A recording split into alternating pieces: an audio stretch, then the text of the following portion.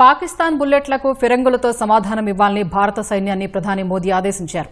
పాకిస్తాన్ ప్రతి చర్యకు భారత్ నుంచి బలమైన ప్రతిస్పందన ఉండాలని సాయుధ దళాలకు సూచించారు. కశ్మీర్ విషయంలో భారత్కు చాలా స్పష్టమైన వైఖరి ఉందని మోదీ వెల్లడించినట్లు ప్రభుత్వ వర్గాలు తెలిపాయి. పాకిస్తాన్ ఆక్రమిత కశ్మీర్ను భారత్కు అప్పగించడం మినహా కశ్మీర్ అంశంలో పాక్తో ఎలాంటి చర్చలు ఉండవని వెల్లడించాయి.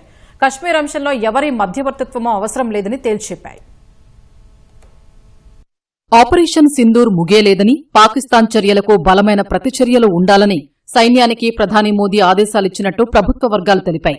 సీమాంతర ఉగ్రవాదాన్ని ప్రపంచం కొత్త దృష్టితో చూడాలని చెప్పారని పేర్కొన్నాయి. ఆపరేషన్ సింధూర్తో భారత్ 3 లక్ష్యాల్ని సాధించిందని తెలిపాయి. పహల్గాం దాడి చేసిన వారిని మట్టిలో కలిపేస్తామని చెప్పిన ప్రధాని మోదీ మొదటి లక్ష్యం సైనిక దాడి వల్ల నెరవేరిందని పేర్కొన్నాయి.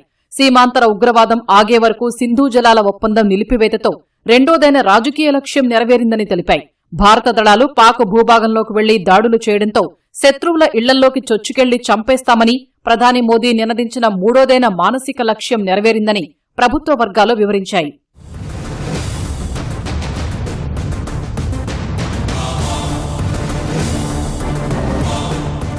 కశ్మీర్ అంశంలో తమకు చాలా స్పష్టమైన వైఖరి ఉందని భారత ప్రభుత్వ వర్గాలు స్పష్టం చేశాయి.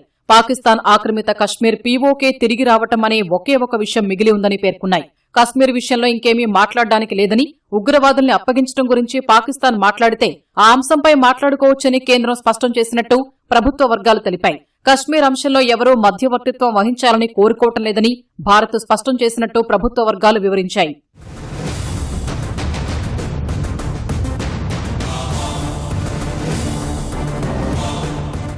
ఆపరేషన్ సింధూర్లో భాగంగా బహావల్పూర్లోని జైషే మహమ్మద్ ప్రధాన కేంద్రాన్ని బలమైన ఆయుధంతో నేలమట్టం చేసినట్టు ప్రభుత్వ వర్గాలు తెలిపాయి. పాకిస్తాన్ను బలంగా, భారీగా, అత్యంత సుదూర ప్రాంతాల్లో దెబ్బతీశామని తెలిపాయి.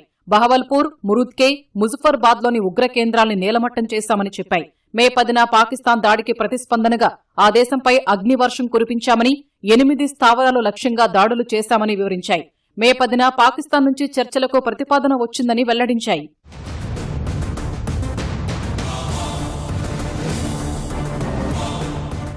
పాకిస్తాన్పై 3 రోజుల సైనిక చర్య తర్వాత పరిస్థితులు సంపూర్ణంగా మారిపోయాయని ప్రభుత్వ వర్గాలు పేర్కొన్నాయి.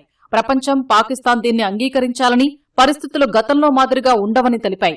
ఆపరేషన్ సింధూర్ సమాప్తం కాలేదని, సైనిక చర్య తర్వాత పరిస్థితులన్నీ కొత్త స్థాయికి చేరుకున్నాయని వెల్లడించాయి. ప్రధాన సైనిక స్థావరాలపై విజయవంతంగా దాడులు చేసి పాక్ మనోబలాన్ని దెబ్బతీశామని పేర్కొన్నాయి. వైమానిక స్థావరాలపై దాడులతో పాక్కు వాస్తవ పరిస్థితి అవగతమైందని, భారత్తో పోటీ పడే పరిస్థితులు లేవన్న విషయం పాక్కు తెలిసొచ్చిందని వివరించాయి.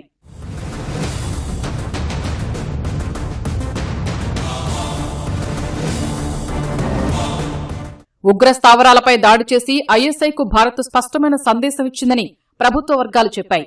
భారత నిఘా నేత్రాల నుంచి పాకిస్తాన్ తప్పించుకోలేదని స్పష్టం చేసినట్టు పేర్కొన్నాయి.